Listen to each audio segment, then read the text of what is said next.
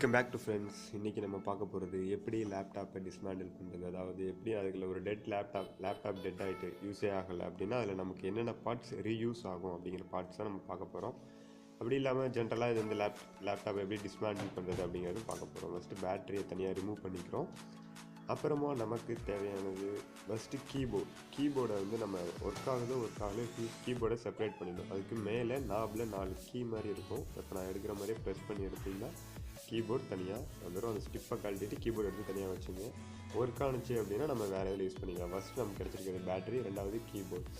அடுத்ததாக நம்ம அந்த கீபோர்டை ஓரமாக வச்சுட்டு இப்போ கீபோர்டை நம்ம வந்து கழட்டிட்டோம்.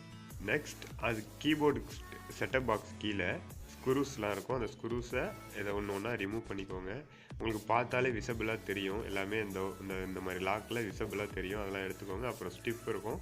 இது வந்து மவுஸ் பாயிண்டர் ஸ்டிப்பு. அந்த பாயிண்டர் ஸ்டிப்பை டிஸ்கனெக்ட் பண்ணிக்கோங்க. கீழே மவுஸ் யூஸ் பண்ணி டச் பேட் யூஸ் பண்ணுவோம் இல்லையா, அதுக்குள்ளே அந்த கனெக்டர் பின்னது அதை டிஸ்கனெக்ட் பண்ணிக்கிறோம்.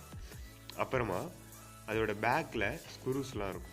அந்த ஸ்க்ரூஸ்லாம் எல்லாத்தையும் ஒன்றா ரிமூவ் பண்ணிக்கோங்க. ஒரு லேப்டாப்லேயும் கண்டிப்பாக கீபோர்டுக்கு கீழேயும் பேக்லேயும் ஸ்க்ரூ இருக்கும். அந்த ஒரு ஸ்க்ரூவை டிஸ்கனெக்ட் பண்ணிக்கலாம். சம் லேப்டாப்ஸில் ஹார்ட் டிஸ்க் வெளியிலே கழட்டுற மாதிரி இருக்கும்.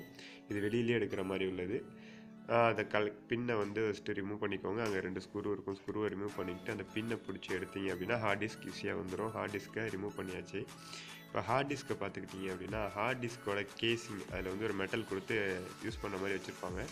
இதுதான் அதில் உள்ள ஹார்ட் டிஸ்க் பார்த்திங்கன்னா இது வந்து 260 GB. இந்த ஹார்ட் டிஸ்க்கை நம்ம வந்து ரீயூஸ் பண்ணலாம். சம் அதர் பர்பஸ்க்கு யூஸ் பண்ணலாம். இதில் நம்ம டேட்டா ஸ்டோரேஜ் பண்ணி வைக்கிறது, இல்லாட்டி யூஎஸ்பி கேபிள் போட்டு இன்னொரு கம்ப்யூட்டரோட கனெக்ட் பண்ணுறது, எதுக்காவது நிறைய யூஸஸ் இருக்குது. அப்படி இல்லைனா கூட இந்த ஹார்ட் டிஸ்க் வந்து ரீசேல் ஆகும். அதுக்கு ரீசேல் பண்ணிக்கலாம். ஹார்ட் டிஸ்க், கீபோர்ட், பேட்டரி கிடச்சிருக்கு.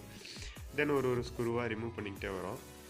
இந்த ஹோல்ஸ் தெரியுது பார்த்தீங்களா, இந்த மாதிரி மெயின் ஹோல்ஸ் ஸ்க்ரூ சிம்பிள் படம் போட்டு ஒரு இது இருக்கும். அதில் உள்ளது நீங்கள் பார்த்தீங்கன்னா அதை எடுத்துக்கிட்டே வரலாம். அதை நான் ஒன்று கழட்டிக்கிறோம். இதுக்கு முக்கியமாக நீங்கள் டூல்ஸ் வச்சுருக்கணும் அப்படிங்கிறது கூட இல்லை. ஒரே ஒரு ஸ்க்ரூ டிரைவர் இருந்தால் கூட இது வந்து போதுமானது.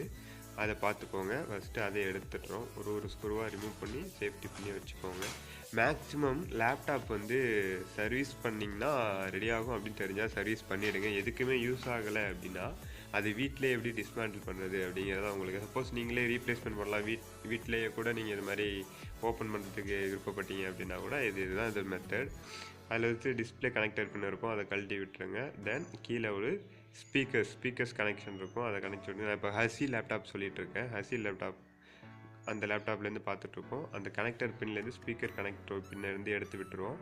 தென் இதில் என்ன யூஸ் ஆகும் பார்த்தீங்கன்னா இதில் ரேம் இருக்கும், ப்ராசஸர் இருக்கும், கூலிங் ஃபேன் இருக்கும், அப்புறம் மைக்ரோ கண்டக்டர் டயோட்ஸ்லாம் இருக்கும். அதெல்லாம் எடுக்க முடியாட்டி கூட ஐசிஸ்லாம் யூஸ் ஆகும். இதில் வந்து ரேம் இருக்குது. அந்த ரேமை வந்து நம்ம எடுத்துக்கிறோம்.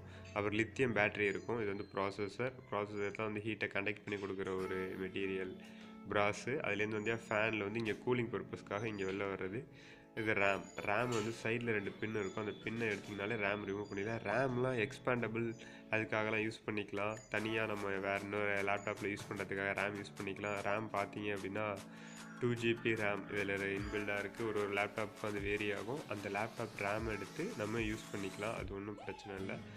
வேணா கூட நீங்கள் ரீசேல் பண்ணிக்கலாம். எப்படின்னா ஒரு லேப்டாப் ஸ்டோர்லேயோ இல்லையோ உங்கள் லேப்டாப்பாக கொண்டு போய் கொடுத்தீங்க அப்படின்னா ரொம்ப கம்மியான ப்ரைஸ்க்கு தான் எடுத்துப்பாங்க. அதுக்கு பதிலாக நீங்கள் வந்து இது மாதிரி ஒன்றா டிஸ்மேண்டில் பண்ணி அவங்க நெசசரி பார்ட்ஸ் மட்டும் கொடுத்தோம் அப்படின்னா அதுக்கேற்ற மாதிரி நமக்கு வந்து ப்ரைஸ் கிடைக்க வாய்ப்பு நிறையா இருக்குது.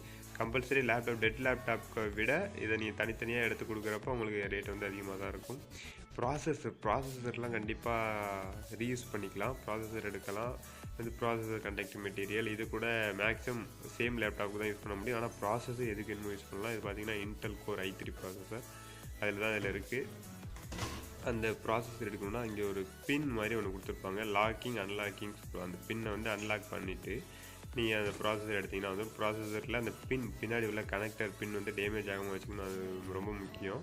இதுதான் ஓவர் ஹீட் ஆகிற பார்ட். அது அந்த கனெக்டர் பின்னை வந்து நீங்கள் வந்து டேமேஜ் ஆகாமல் வச்சுக்கிறது ரொம்ப ரொம்ப முக்கியம். ஏன்னா டேமேஜ் ஆகிடுச்சுன்னா ரீயூஸ் பண்ண முடியாது. அதை கேர்ஃபுல்லாக வச்சுருங்க. தென் இதில் என்ன யூஸ் பண்ணலாம் அப்படின்னு பார்த்தீங்கன்னா வேறு இதுலேருந்து மேக்ஸிமம் நீங்கள் வந்து இது ஒர்க்கிங் போர்டாக இருந்ததுன்னா இதை மதர் போர்டுன்னு சொல்லுவாங்க. இந்த மதர் போர்டு அப்படியே கொடுத்துடலாம். அப்படி இல்லை அப்படின்னா நம்ம இதுக்கு நோ யூஸ். அந்த டிஸ்பிளே இருக்குது. அந்த டிஸ்பிளேவை நம்ம தேவைப்படுற இடத்துக்கு வேணுங்கிற அளவு யூஸ் பண்ணிக்கலாம். திருப்பி அதில் ஸ்பீக்கர்ஸ் எடுத்துக்கலாம், அந்த லித்தியம் பேட்டரி எடுத்துக்கலாம், அதெல்லாம் சின்ன சின்னது அதெல்லாம் தேவையில்லை. ஸோ உங்களுக்கு எதாவது தேவைப்படுதோ அதை மட்டும் எடுத்துக்கலாம். பார்த்துக்கோங்க, இது மாதிரி தான் டிஸ்மேண்டில் பண்ணணும். Very easy method. நீங்கள் தேங்க்ஸ் ஃபார் வாட்சிங்.